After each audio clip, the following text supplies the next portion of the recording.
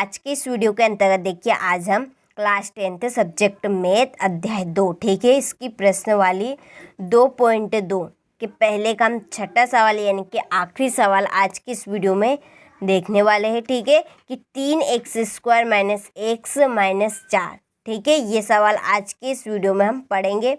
इसके पहले आपने ये बाकी के सवाल नहीं देखे हैं तो आप चैनल पे जाइए और वहाँ से आप प्लेलिस्ट चेक करिए और वहाँ से आप इन 5 सवाल को कंप्लीट करिए।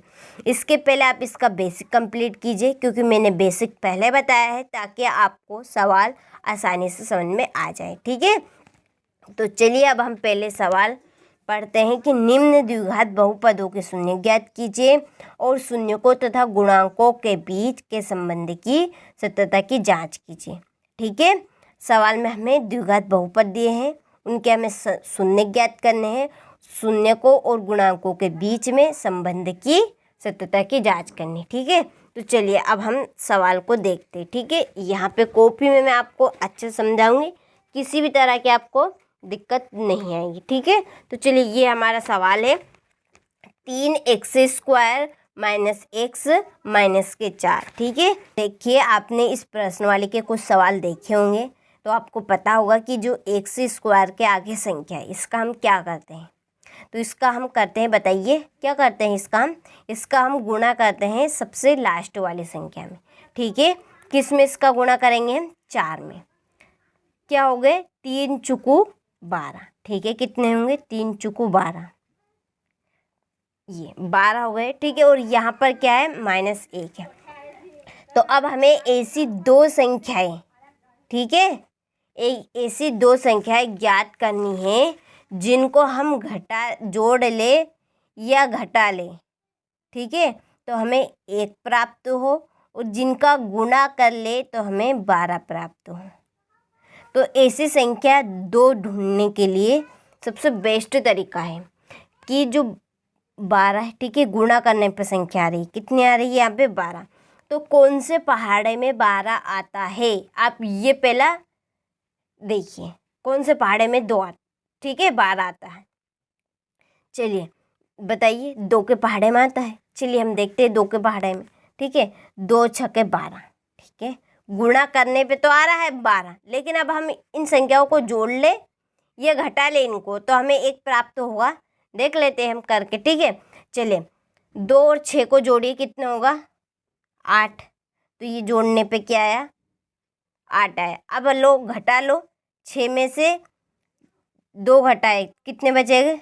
4 बचेंगे। ये घटाने पे है तो कहीं पे भी हमें 1 प्राप्त हुआ, इससे नहीं हुआ। अब देखिए आगे बढ़िए, 3 के पहाड़े में भी आ रहा है 12। तो चलिए 3 के पहाड़े से देख लेते हैं। 3 चुकू 12, 4 बार। ठीक है, 3 चुकू 12, गुणा करने पे तो हमें संख्या आ रही है। अब इन संख्याओं को हम जोड़ ले या घटा ले तो हमें 1 प्राप्त हो जाए, ये देखना है केवल। ठीक है, चलिए 3 और 4 को जोड़े, कितने होंगे? 7। तो ये जोड़ने पे आया 7। अब लोग घटा ले हम, तो 4 में से 3 घटेगा कि 3 में से 4 घटाएंगे? बताइए। 4 में से 3 घटे, क्योंकि बड़ी संख्या में से ही घटता है अधिकतर। ठीक है, आपने देखा कभी कि 2 में से 3 घट गया? नहीं ना। तो देखिए 4 में से हम 3 घटाएंगे, कितना बचेगा? 1। तो ये हमें घटाने पर प्राप्त हुआ। तो कौन सी 2 संख्या है? 4 और 3, क्योंकि जिसमें से घटाएंगे हम उसको पहले लिखेंगे। ठीक है, तो अब हम x यहाँ पर 1 की जगह पर क्या लिखेंगे? 4 - 3। ठीक है, तो चलिए अब हम सवाल को हल करते हैं। हमें संख्या प्राप्त हो गई 2, एक तो 4 है और एक 3 है। ठीक है, चलिए 3x², ठीक है, माइनस हम यहाँ पे क्या लिखेंगे? जो संख्या हमें प्राप्त हुई है ये वाली, 4 - 3। ठीक है, 4 - 3, और ये क्या लिखेंगे हम यहाँ पे? x - 4। ठीक है, चलिए 4 ये ऐसा का ऐसा रहेगा।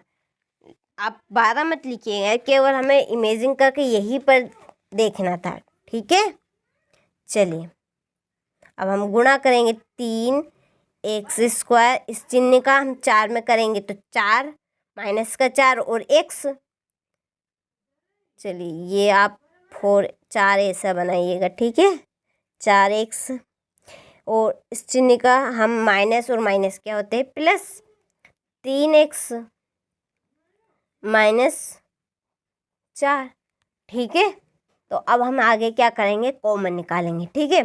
चलिए यहाँ से क्या निकलेगा, यहाँ से कॉमन निकलेगा केवल x, ठीक है, x। चलिए यहाँ से क्या बचेगा, 3x, ठीक है, और यहाँ से माइनस के 4।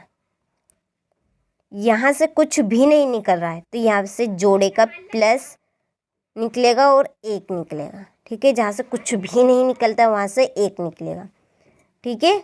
चलिए अब देखिए यहाँ से बच्चा जो लिख दीजिए यहाँ पर 3x माइनस 4, ठीक है, ब्रैकेट बंद। अब हम ये दोनों एक साथ दिख रहे हैं तो इनको एक बार लिख देंगे, और ये ब्रैकेट के बाहर है तो इनको हम ब्रैकेट में लिख देंगे, ठीक है। चलिए 3x माइनस 4, ठीक है, x प्लस 1। चलिए अब हम लिखेंगे शून्यकों के लिए।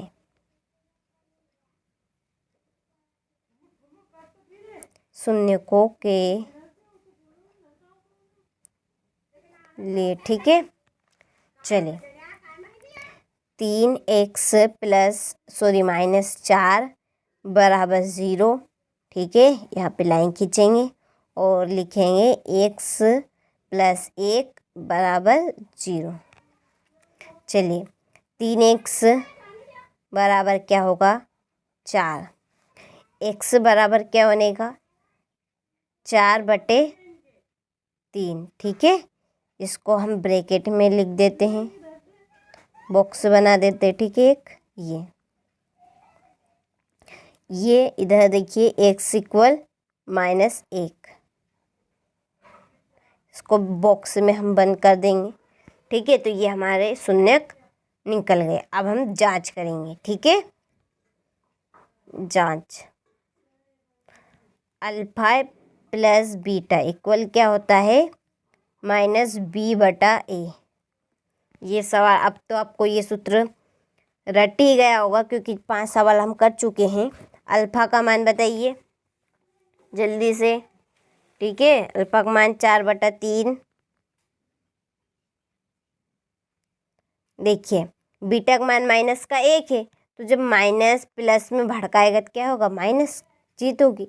1 बराबर बी का मान बताइए, यहाँ से देख के बताइए। बी का मान -1 और ए का मान 3, ठीक है। चलिए देखिए माइनस जो हमारा बी का मान है वहाँ भी माइनस में, बी भी कौन सा माइनस में, तो जब माइनस माइनस होंगे तो प्लस होगा, तो 1/3, ठीक है। अब हम इसका पक्षांतर करेंगे इस वाली संख्या का, तो 4 - 3/3 बराबर 1/3, ठीक है। चलिए 4 में से 3 घटाएंगे तो 1 बचेगा, बटे में 3 बराबर 1/3, ठीक है। बराबर आ गए दोनों। चलिए यहाँ पे मैं लाइन खींच के कर देती हूँ, आप एवं करके इसके नीचे ही लिख दीजिएगा, ठीक है, क्योंकि आपको यहाँ पे समझ में आ जाए इसलिए मैं यहाँ पे बता रही हूँ। अल्फा इंटू बीटा बराबर क्या होता है, c/a। चलिए अल्फा का मान बताइए 4/3 इंटू बीटा का मान बताइए -1 बराबर c का मान देख के बताइए। चलिए यहाँ से ये c का मान -4 और a का मान क्या है, 3 है, ठीक है। चलिए c का मान -4 और a का मान क्या है, 3 है। ऊपर के ऊपर गुना होगा, नीचे के नीचे, तो -1 का गुना हम 4 में करेंगे तो क्या होगा, -4 और 3 बटे में बराबर -4/3, ठीक है। ये भी बराबर आ गए, ठीक है। चलिए अतः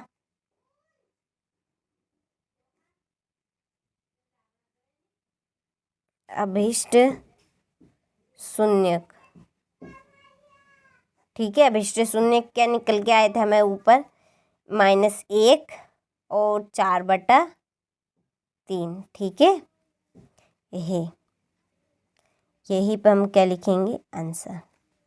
ठीक है, तो ये आपका पूरा सवाल हो चुका है। ये छठा सवाल था आपकी प्रश्न वाली 2.2 का। ठीक है, तो यहाँ से आप सवाल का स्क्रीनशॉट ले लीजिए पहले तो अच्छे से। ठीक है, और अपनी नोटबुक में देखिए इसी तरीके से आप सवाल को नोट कीजिएगा। चलिए, ये तो आपका सवाल हो चुका है पूरा टोटल। ठीक है, ये आपकी प्रश्न वाली, ठीक है, प्रश्न वाली 2.2 के पहले का मैंने आपको टोटल 6 सवाल बता दिए हैं एक एक वीडियो में करके, ताकि आपको किसी भी तरह की परेशानी ना आए। ठीक है, इससे रिलेटिव आपके जो उदाहरण दिए इस प्रश्न वाले में, ठीक है, उदाहरण में आपको मैं एक वीडियो में बताऊंगी। देखिए, ऐसा नहीं कि आपसे प्रश्न वाली में से ही सवाल पूछे जाए, कभी कभी ऐसा होता है कि वो उदाहरण में से भी दे देते हैं, तो फिर आप क्या करेंगे। ठीक है, तो उदाहरण भी करना बहुत ही ज़रूरी है। तो अगला वीडियो हम इसका उदाहरण का देखेंगे, जो कि आपका उदाहरण 2 और 3 का रहेगा। ठीक है, उदाहरण 2 और 3 हम दोनों उदाहरण देखेंगे एक ही वीडियो में, दोनों उदाहरण में आपको बता दूंगी। ठीक है, तो चलिए आप इस सवाल को अच्छे से कंप्लीट करें और अपनी नोटबुक में नोट करें। ठीक है, तो चलिए अब मिलते हैं आपसे अगले वीडियो में।